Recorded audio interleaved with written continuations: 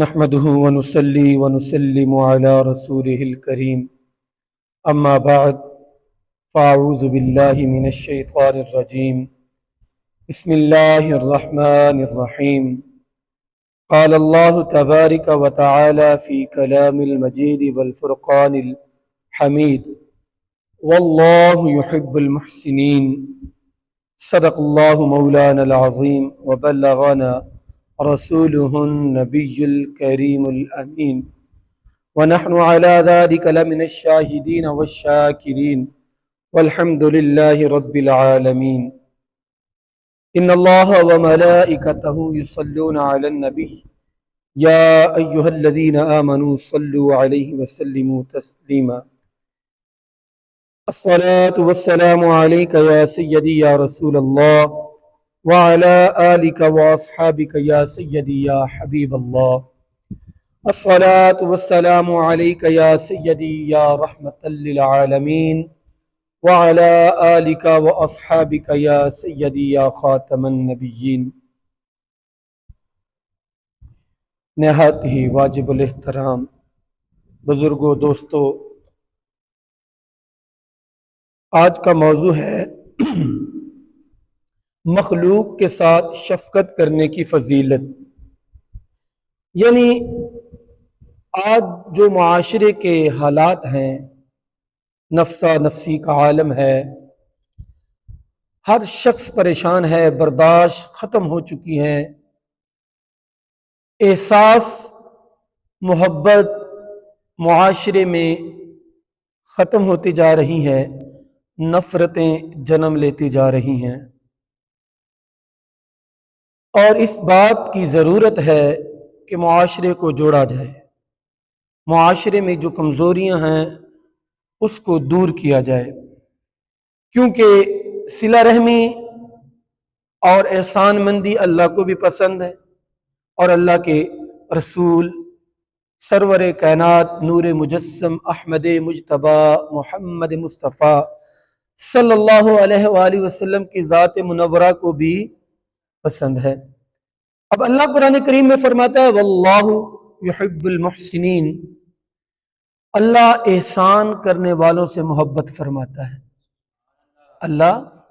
احسان کرنے والوں سے محبت فرماتا ہے۔ احسان کیسے ہوتا ہے؟ کس پہ احسان کیا جاتا ہے؟ کن کو احسان کی ضرورت ہے؟ کئی قسمیں ہیں احسان کی، لیکن میں دو بیان کروں گا۔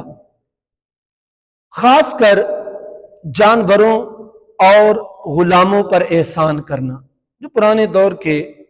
غلام جہاں غلام ہوا کرتے تھے، آج بھی معاشرے میں ویسے ہی ہے۔ حضور نبی کریم رؤوف الرحیم صلی اللہ علیہ وآلہ وسلم نے غلاموں کے حق میں فرمایا کہ وہ تمہارے بھائی ہیں، غلاموں کے حق میں فرمایا کہ وہ تمہارے بھائی ہیں، یعنی یہ نوکر چاکر جو رکھے ہوتے ہیں لوگوں نے،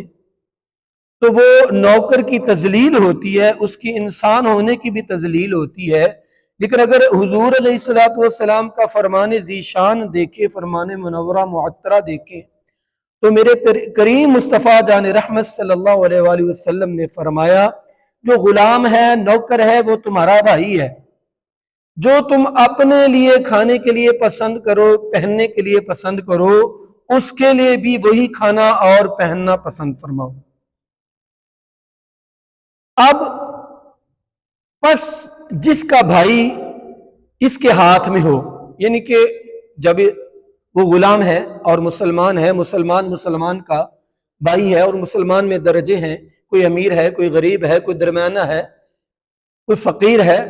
تو ہر لحاظ سے ہر مقام کو ایک عزت ایک شرف حاصل ہے۔ تو جس کا بھائی اس کے ہاتھ میں ہے، یعنی قبضہ میں ہوا، اسے چاہیے کہ وہ خود بھی جو کھائے اسے بھی کھلائے، اور جو خود پیے اسے بھی پلائے۔ رحم کرنا اور نبینا شخص کا ہاتھ پکڑ کر چلنا، میں اس کی طرف آتا ہوں۔ بوڑھا شخص، اگر آپ مثال کے طور پہ حسین صاحب آپ بیٹھے ہیں کہ اگر کوئی نمازی بوڑھا ہے، کوئی نمازی بوڑھا ہے اور سیڑھیاں جیسے کہ ہماری مسجد کی سیڑھیاں ہیں، چڑھنے میں اسے دقت ہو رہی ہے، نماز کے لیے آ رہا ہے، آپ کی نظر پڑی کہ وہ بوڑھا بزرگ آدمی وہاں سیڑھیاں چڑھنے میں اسے تکلیف ہوگی، آپ دوڑے، اس کو سہارا دیا۔ نبی کریم رؤوف الرحیم صلی اللہ علیہ وسلم نے فرمایا جو بایاں ہاتھ پکڑ کر سہارا دے کر اپنے بزرگ یا نابینا شخص کو رستے سے منزل تک پہنچائے، یعنی اگر وہ مسجد میں آ رہا ہے تو مسجد تک پہنچائے، تو کریم آقا صلی اللہ علیہ وآلہ وسلم نے فرمایا اللہ پاک اس کی پچھلی ساری زندگی کے گناہ معاف فرما دے۔ تو یہ زندگی میں خالی بیان کرنا یا سننا، اس کے لیے ضروری بیان کرنے کا مقصد یہ ہوتا ہے کہ اس پر عمل کیا جائے۔ اگر ایک بات پر بھی ایک بندہ مومن نے عمل کر لیا تو اس عمل کرنے کی برکت سے دیکھنے والا بھی عمل کرے گا کہ یہ کتنا پیارا عمل کر رہا ہے، یہ کتنا خوبصورت عمل کر رہا ہے، ہاں یہ کتنا عظیم عمل کر رہا ہے کہ ایک نابینا شخص روڈ کراس کرنا چاہتا ہے، کوئی اس کی ہیلپ یعنی کہ اس کی مدد کو نہیں آ رہا، آپ کی نظر پڑی، کسی کی نظر پڑ گئی اور وہ دوڑا، اور یہ نوجوانوں کو چاہیے، وہ دوڑا اور اس نے جا کے اس نابینے کو اس کے بائیں ہاتھ سے پکڑا، اور جیسے ہی پکڑا اور اس کی منزل تک اسے پہنچا دیا تو اللہ پاک جیسے اس نے اس نبینے پہ رحم کیا، کل قیامت کے دن اللہ پاک اس پر بھی رحم فرمائے گا۔ حضور نبی کریم رؤوف الرحیم صلی اللہ علیہ وآلہ وسلم نے فرمایا جو رحم نہیں کرتا اس پر بھی رحم نہیں ہوتا، جو رحم نہیں کرتا اس پر اللہ بھی رحم نہیں کرتا۔ ہمارے استاد محترم فرمایا کرتے تھے کہ بڑا ہو نہ بڑا، اسے رحم دل ہونا چاہیے، اگر چھوٹا غلطی کر بھی لے تو اس کی اصلاح کرے اور اسے معاف فرما دے، اسے معاف کر دے اور اس کو موقع دے، یہ نہیں کہ غلطی پہ طنز کرے، طنز پہ طنز کرے، تو وہ کیا ہے کہ آج کل کی جو نسل ہے وہ برداشت نہیں کرتی اور ضدی ہو جاتی ہے۔ کوشش کرے، رشتوں کو جوڑنے کے لیے سب سے بہترین عمل ہے رحم دلی اور صلہ رحمی۔ رشتوں کو اگر آپ جوڑنا چاہتے ہیں، اللہ کی رضا کے لیے اپنے بھائی کو معاف کر دیں تو اللہ بھی آپ کو، آپ دل میں سوچیں اللہ ظلم تو بڑا اس نے کیا تھا میرے ساتھ، لیکن میں تیری رضا کے لیے فقط تیری رضا کے لیے اسے معاف کرتا ہوں اور تجھ سے میں صلہ چاہتا ہوں۔ اور یہ اللہ تو بڑا غیرت مند ہے نا، اللہ اتنا غیرت مند ہے، پھر فرشتوں کو کہے گا کل قیامت کے دن گواہی دینا، اس نے میری خاطر اپنے مسلمان بھائی کی خطا کو، اس کے ظلم کو معاف کیا، اس سے صلہ رحمی کی، اسے سینے سے لگا صرف اور فقط اللہ کی رضا کے لیے، تو اللہ فرماتا ہے میں بھی کل اس کو ایسا اجر دوں گا، ایسی عزتوں سے نوازوں گا کہ حشر کے میدان میں اسے لوگ دیکھیں گے۔ اب آئیے، حضرت انس بن مالک رضی اللہ تعالی عنہ سے روایت ہے کہ حضور نبی کریم رؤوف الرحیم صلی اللہ علیہ وآلہ وسلم نے فرمایا کہ جو شخص اندھے کو مسجد یا اس کے گھر یا کسی اور کام کے لیے اس کا ہاتھ پکڑ کر لے چلے تو اللہ تعالیٰ اس کے لیے رحمت بھیجتا رہتا ہے۔ اللہ اکبر۔ ایک اور حدیث میں ہے، حضرت ابن عمر رضی اللہ تعالیٰ عنہ روایت کرتے ہیں کہ نبی کریم رؤوف الرحیم صلی اللہ علیہ وآلہ وسلم نے فرمایا جو نابینا کو 40 قدم اس کا بایاں ہاتھ پکڑ کر چلے، اللہ تعالیٰ اس کے سب اگلے پچھلے گناہ معاف فرما دیتا ہے۔ اللہ اکبر۔ اور حضرت انس بن مالک رضی اللہ تعالیٰ عنہ سے روایت ہے کہ حضور نبی کریم رؤوف الرحیم صلی اللہ علیہ وآلہ وسلم نے فرمایا اللہ تعالیٰ نے ارشاد فرمایا جب میں اپنے کسی بندے کی 2 آنکھیں لے لیتا ہوں کہ دونوں آنکھیں اسے نابینا کر دیتا ہوں تو جنت سے کم ثواب پر اس کے لیے راضی نہیں ہوتا۔ اللہ اکبر۔ پھر جنت بھی اس کو جنت سے بھی زیادہ ثواب عطا کر دیتا ہوں۔ اب عرض کیا گیا یا رسول اللہ صلی اللہ علیہ وسلم اگر ایک آنکھ جاتی رہے ایک آنکھ جاتی رہے. تو آپ صلی اللہ علیہ وآلہ وسلم نے فرمایا اگرچہ ایک ہی آنکھ گئی ہے تو حضور نبی کریم رؤوف الرحیم صلی اللہ علیہ وآلہ وسلم نے فرمایا سب سے پہلے اللہ تعالیٰ نبینے کی طرف نظر فرمائے گا.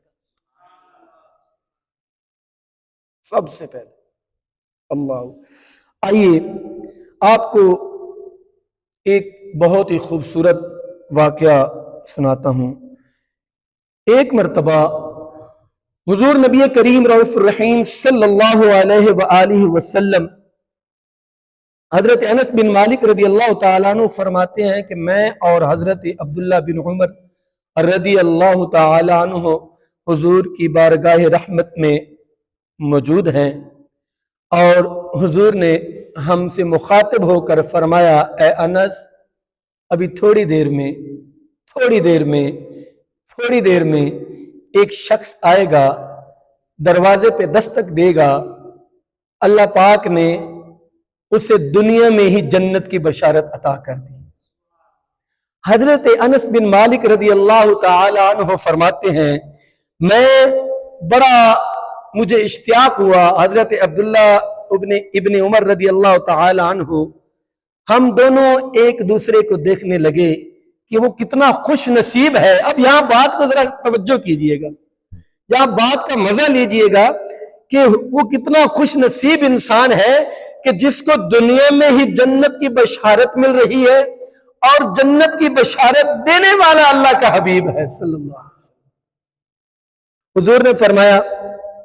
حضرت انس بن مالک فرماتے ہیں تھوڑی دیر گزری دروازے پر دستک ہوئی. حضرت انس بن مالک فرماتے ہیں میں نے دروازہ کھولا میں نے دیکھا ایک بوڑھا اللہ اکبر ایک بوڑھا صحابی انصاری غریب صحابی ٹوٹی ہوئی جوتی بغل میں چھپائی ہوئی ہے تازہ وضو کر کے ہے کمر لٹکی ہوئی ہے جھکی ہوئی کمر ہے اور داڑھی مبارک سے سفید بالوں سے ابھی بھی چاندی جیسے بالوں سے پانی وضو کا پانی گر رہا ہے اور ہاتھ جوڑ کر بارگاہ رسالت محب صلی اللہ علیہ وسلم کے در پر کھڑا ہے حاضری کی طلب ہے آنکھوں سے اجازت طلب فرمائی حضور اجازت ہو تو میں اندر آ سکتا ہوں. پیارے کریم مصطفیٰ جان رحمت صلی اللہ علیہ وآلہ وسلم نے فرمایا آمنہ کے لال نے فرمایا اندر آ جاؤ. حضرت انس بن مالک فرماتے ہیں میں نے دیکھا کہ وہ آیا حضور سے مصافحہ کیا اپنے بڑھاپے کی لڑکھلاتی زبان میں حضور سے گفتگو کے بعد حضور سے اجازت چاہی حضور نے اجازت عنایت فرمائی اور چل دیا. آپ فرماتے ہیں دن گزر گیا دوسرے دن اسی وقت وہی ٹائم وہی لمحہ حضور نے فرمایا اے انس آج جو شخص دروازے پہ آئے گا نا ابھی تھوڑی دیر میں یہ جنتی ہے اللہ پاک نے اس کو دنیا میں ہی جنت کی بشارت عطا فرما دی. اللہ دنیا میں ہی. اب حضرت عبداللہ بن عمر رضی اللہ تعالیٰ عنہ اور حضرت انس بن مالک رضی اللہ تعالیٰ عنہ کو کل کا واقعہ یاد تھا کل بھی اسی طرح ہوا تھا وہی وقت ہے. تو آپ فرماتے ہیں کہ میں بڑا اشتیاق کے عالم میں اٹھا تھوڑی دیر میں دستک ہوئی میں نے دروازہ کھولا تو میں بڑا حیران ہوا اور دیکھا وہی بوڑھا شخص وہی کیفیت وہی عالم جھکی ہوئی کمر داڑھی گیلی داڑھی اور وضو کا پانی ٹپک رہا ہے اور جوتی اپنے بغل میں ڈالے ہوئے ہے اور بارگاہ رسالت میں ہاتھ جوڑ کے حاضری کی طلب کر رہا ہے. حضور نے اپنی نظر رحمت فرمائی حضور نے بلایا حضور کے قدموں پہ آئے حضور کا بوسہ لیا اور حضور کے ساتھ محبت بھری باتیں کی. تھوڑی دیر بیٹھا چند لمحے اتنی دیر بیٹھا بھی نہیں اور چل دیا. ایک دن گزر گیا دوسرا دن بھی گزر گیا ہم یہ دیکھتے رہے حتیٰ کہ تیسرا دن آ گیا اور سیم وہی ٹائم وہی وقت وہی لمحہ. حضور نے پھر فرمایا کہ آج جو شخص آئے گا اللہ پاک نے اسے دنیا میں ہی جنت کی بشارت دے دی ہے. وہ دنیا میں ہی اللہ پاک نے اس کو جنت کا وعدہ کر لیا ہے. اللہ پاک نے دنیا میں ہی مرنے سے پہلے ہی اسے جنت عطا کر دی ہے. تو حضرت انس بن مالک فرماتے ہیں میرے دل میں کشش تھی کہ یہ کل بھی وہی ہے پرسوں بھی وہی تھا آج بھی وہی ہوگا. تو حضرت انس بن مالک کہ حیرانی کا عالم نہیں رہا. جب دروازہ کھولا تو دیکھتے ہیں وہی آدمی ہے, اور آپ کہتے ہیں کہ میں بڑا تجسس محسوس ہوا کہ آخر اس کا ایسا کون سا عمل ہے. وہ اسی طرح اس نے تیسرے دن بھی آئے, حاضری دی, حضور سے بارگاہ رسالت سے صلی اللہ علیہ وآلہ وسلم سے اجازت طلب کی. حضور نے اجازت عنایت فرمائی. تو حضرت عبداللہ بن عمر رضی اللہ تعالیٰ عنہ فرماتے ہیں کہ میرے دل میں یہ خواہش تڑپ اٹھی کہ یہ کتنا خوش نصیب آدمی ہے, یہ کتنا, ہم سارا دن ساری رات حضور کے قدموں میں بیٹھتے ہیں. یہ حضرت عبداللہ بن عمر اور حضرت انس بن مالک رضی اللہ تعالیٰ عنہ حضور کے شاگردوں میں سے جنہوں نے حضور سے ڈائریکٹ سیکھا. تو جب حضور کے آمنہ کے لال کے شاگرد ہو اور سارا دن ساری رات حضور کے چہرہ انور کی زیارت ہو, ہاں, سارا دن حضور کے قدموں میں بیٹھے ہو, حضور کی غلامی میں راتیں بھی گزر جائیں, دن بھی گزر جائیں, تو پھر حسرت تو ہوگی کہ ایک بوڑھا صحابی جو بعد میں ایمان لے آیا اور غریب بھی ہے اور بوڑھا بھی ہے, اور اس کا ایسا کون سا عمل ہے کہ ہم حضور کی بارگاہ میں بیٹھے ہیں, لیکن حضور فرما رہے ہیں کہ یہ دنیا میں اللہ پاک نے اس کے ساتھ جنت کا وعدہ فرما لیا. تو حضرت عبداللہ بن عمر رضی اللہ تعالیٰ عنہ فرماتے ہیں میں اس کے پیچھے ہو لیا. اب میں جب اس کے پیچھے ہوا تو میں نے پیچھے سے تھوڑی دیر باہر جانے کے بعد پیچھے سے آواز دی. میں نے کہا اے بزرگ ذرا میری بات سنیے, اے اللہ کے بندے میری بات سنیں گے؟ تو وہ بزرگ رک گیا. جی فرمائیے کیا بات ہے؟ تو آپ نے کہا کہ بابا جی میرے ابا جان کے ساتھ میرے گھر لڑائی ہوگی اور انہوں نے مجھے گھر سے نکال دیا ہے. اب انداز دیکھیں, اللہ, صحابہ کا انداز دیکھیں. تو میں چاہتا ہوں کہ کچھ دن میں آپ کے ہاں مہمان ٹھہر جاؤں, اگر آپ کی اجازت ہو تو میں آپ کے ہاں رک سکتا ہوں. اللہ اکبر. بابا جی نے کہا ٹھیک ہے آ جائیے. اجازت مل گئی. حضرت عبداللہ بن عمر رضی اللہ تعالیٰ عنہ ساتھ ہو لیے. حضرت عبداللہ بن عمر رضی اللہ تعالیٰ عنہ فرماتے ہیں میں چلا گیا, بابا جی کے گھر گیا. رات کو میں نے دیکھا کہ عشاء کی نماز کا ٹائم ہو گیا ہے. میں نے بولا کہ بابا جی رات کو یہ صحابی رسول, یہ بوڑھا صحابی اٹھ کے شاید عشاء کی نماز کے بعد عبادت کرے گا, اللہ کی بارگاہ میں ساری رات سرب سجود رہے گا. تو میں دیکھنے لگ گیا کہ میں نے نماز عشاء پڑھ لی. میں نے نماز عشاء پڑھنے سے بعد نوافل شروع کر دیے. اب میں کیا دیکھتا ہوں کہ وہ بابا جی نے اپنی سادہ نماز پڑھی اور نماز پڑھ کے چار پائی پہ کروٹ بدل کے سو گئے, کروٹ لے کے سو گیا. اب رات گزر گئی, میں اس چکر میں رہا, دیکھتا رہا کہ شاید رات کے وقت اٹھیں گے اور عبادت کریں گے تہجد کے وقت. آپ فرماتے ہیں میں تہجد کے وقت اٹھا, میں نے وضو کیا. میں نے کیا دیکھا کہ وہ بوڑھا صحابی ابھی تک سو رہا ہے. اور میں تہجد پڑھ کے اذان ہوئی, اذان کے بعد نماز کا وقت ہو گیا, نماز پڑھی. میں نے 3 سپارے منزل پڑھی اور اس بابا جی نے, اس بوڑھے صحابی نے, وہ انصاری صحابی نے 1 پارہ منزل پڑھی. اسی طرح میں اسی کشمکش میں رہا بھی, آخر کوئی تو ایسا عمل ہوگا, کیونکہ میں نے دیکھا ہے پچھلی جتنی دیر میں جتنے لمحے اس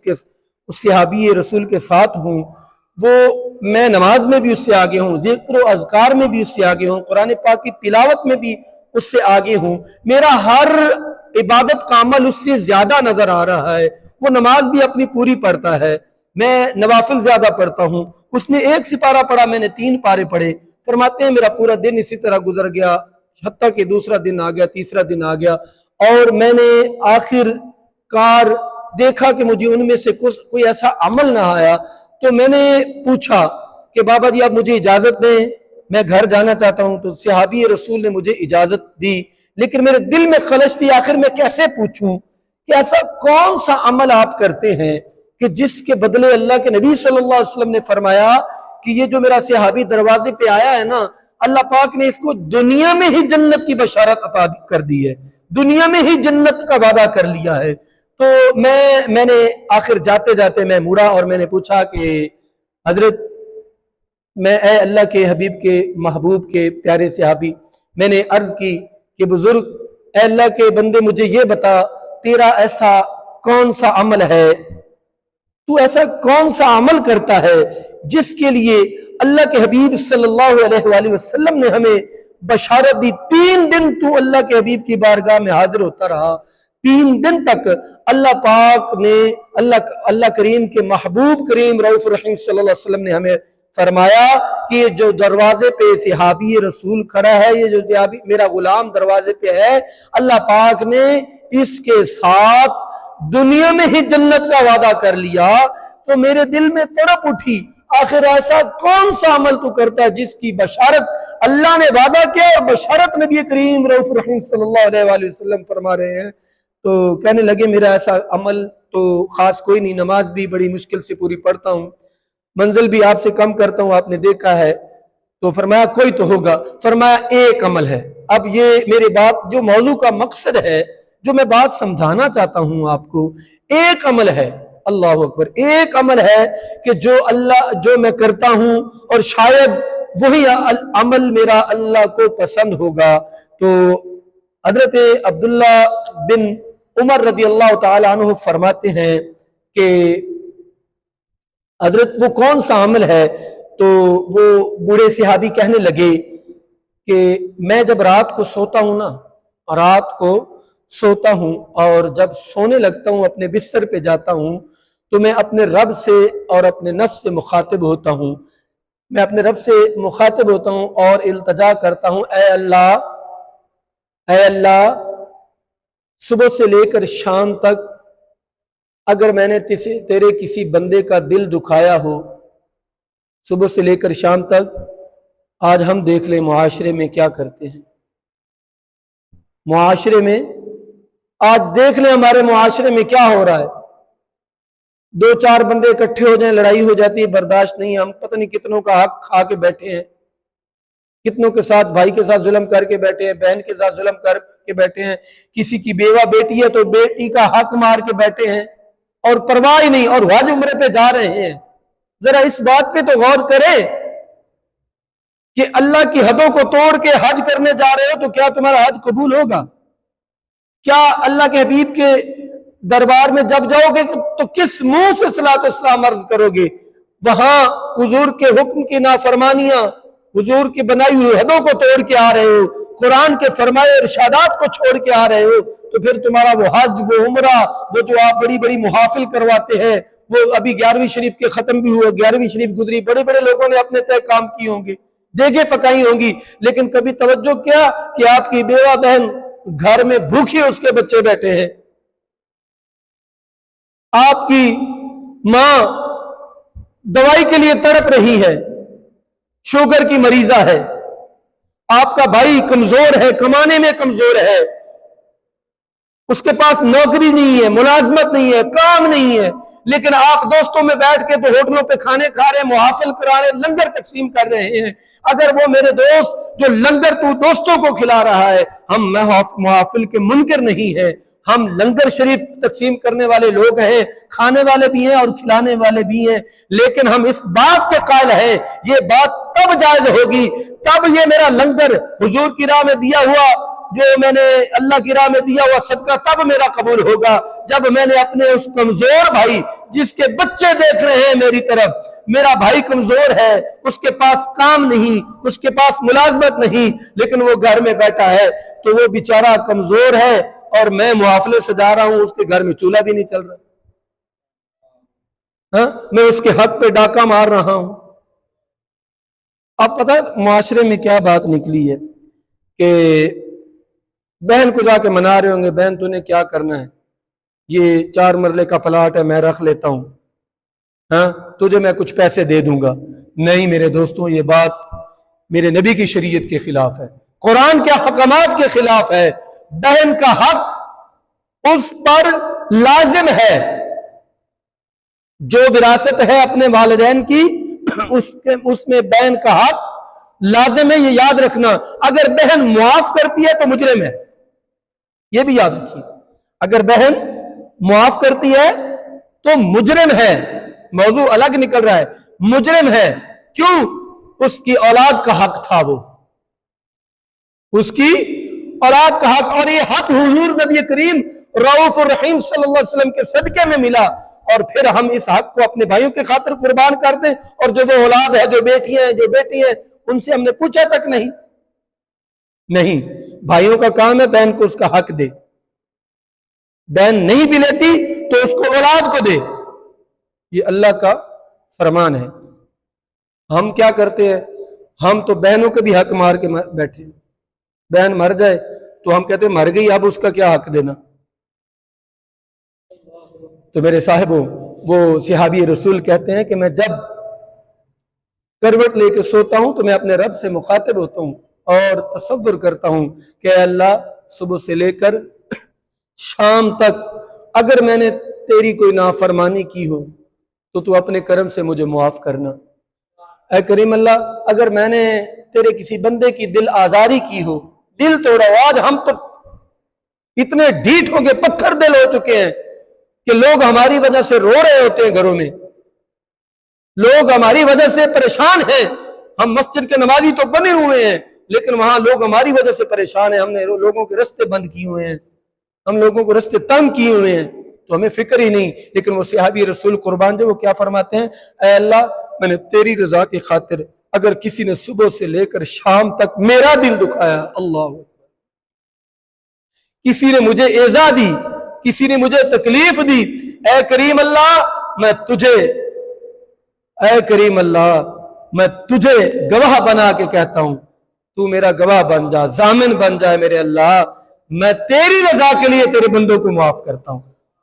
بس میرا یہ عمل ہے۔ اب میرے دوستوں، اللہ بڑا غیرت مند ہے، تو حضور سب جانتے ہیں حضور نے کیوں فرمایا تھا کہ جنتی ہے۔ حضور کو، اللہ کو اس بوڑھے صحابی کا وہ عمل پسند آ گیا۔ یہاں نمازیں نہیں دیکھی جائیں گی، نماز فرض ہے، یہ اس کو یہ چھوٹا نہ جانیے گا، کمتر نہ جانیے گا کہ چلو بھائی نماز نہیں دیکھی، نہیں، نماز پوچھی جائے گی، لیکن نماز کے ساتھ تیرے اعمال بھی پوچھے جائیں گی کہ تو نے کتنوں کا حق کھایا، کتنوں کے حق پہ ڈاکہ ڈالا، کتنوں کے ساتھ ظلم کیا، کتنوں کے ساتھ زیادتی کی، تو داڑیاں رکھ کے حج کرنے چلا گیا، تو نے لوگوں پہ بڑے لنگر تقسیم کیے، لیکن تیرے گھر میں تیرے ہمسائیگی میں ایک بیوہ بیٹھی رہی، بھوکی مر گئی، اس کے بچے بلکتے رہے اور تجھے احساس تک نہ ہوا۔ احساس پیدا کریں، اپنے رویوں میں تبدیلی لائیں۔ معاشرہ جڑتا اس لیے، معاشرہ ملت قوم بنتی اس لیے۔ ہم دیکھیں نا، ہم بحیثیت قوم، ہم قوم نہیں ہیں، ہم بحیثیت قوم پاکستانی۔ یہ غلط ہے کہ ہم اپنے آپ کو کہتے ہیں ہم پاکستانی قوم ہیں، نہیں، ہم قوم تھے لیکن اب ہجوم بن چکی ہیں، ہم قوم نہیں ہیں، ہم بحیثیت قوم ختم ہو چکے ہیں۔ کیوں؟ ہمارے معاشرے میں وہ حیا ختم ہو چکی ہے، ہم اپنے مطلب کے لیے دوسروں کا نقصان کر دیتے ہیں، تماشائی ہیں ہم۔ ہمیں ایک قوم بننا ہوگا، ہمیں ہجوم نہیں بننا، ہمیں ہجوم نہیں بننا، ہمیں ایک قوم بننا ہے، اور وہ ابتدا ہمیں اپنے گھر سے کرنی پڑے گی، حکمرانوں سے نہیں، اپنے محلے سے شروع کریں۔ نوجوانوں سے میرا یہ سوال ہے، نوجوانوں سے میں مخاطب ہوں کہ نوجوانوں آؤ، مسجد میں آؤ، یہاں سے اپنے ایک منظم گروہ بناؤ اور لوگوں کو نماز کی طرف لے آؤ، لوگوں کو معاشرے میں جو جہاں لڑائی ہوتی وہاں کھڑے ہو کے ویڈیو نہ بناؤ، بلکہ بیچ میں ہاتھ جوڑ کے کہو اللہ کے واسطے یار چھوڑ دو۔ ہمارے معاشرے میں پہلے بڑی افراتفری ہے، اللہ کی رضا کے لیے یار تو بھی رک جا، کیا کرے گا یار؟ گروہ بنے، ڈرے نہیں، لوگ تماشا دیکھ رہے ہوتے کہ یہ لڑ رہے ہیں، تو ابھی آپ دیکھا تھوڑی دیر پہلے پورا بازار بنا ہوا تھا، لیکن اذان ہوئی مسجد میں کوئی نہیں تھا، عصر کی اذان ہوئی مسجد میں کوئی نہیں تھا، پورا بازار تماشا دیکھ رہا تھا۔ ایسے ہی ہے نا؟ تو اگر یہ ایک ہلکی سی چنگاری شیطان نے لگائی اور پورا بازار بھر گیا تو ہم تماشائی ہیں کہ نہیں؟ ہم ہیں قوم کہلانے کے لائق؟ ہم ہجوم ہیں، اور ہمیں اس ہجوم سے نکلنا ہوگا، اور اس ہجوم سے نکل کے ہمیں ایک منظم قوم بننا ہوگا اور ایک مسلمان غیرت مند قوم بننا ہوگا، اور یہ ہمیں خود سے شروع کرنی ہے۔ ہمیں اوپر اپنے حکمرانوں کو، یہ سیاستدانوں کو نہیں دیکھنا، ہم پہلے خود اپنے آپ کو ٹھیک کریں، ہم اپنے گلی کی ذمہ داری اٹھائیں، اپنے جتنا میری حدود ہے اس میں اپنے دوستوں کو میں گیدرنگ کروں۔ ویسے بھی تو ہم چلے جاتے ہیں گھومنے پھرنے، تو کیا اللہ کی خاطر اللہ کے بندوں کو جوڑنے میں کوشش نہیں کر سکتے؟ تو دعا کریں اللہ پاک ہمارے رویوں پر رحم کرے، ہمیں ایک قوم بننے کی توفیق عطا فرمائے، ہمیں صلہ رحمی والا انسان بنائے، برداشت والا انسان بنائے، اور اللہ ہمیں اپنی ہدایت کا نور عطا فرمائے۔ وآخر دعوانا ان الحمد للہ رب العالمین۔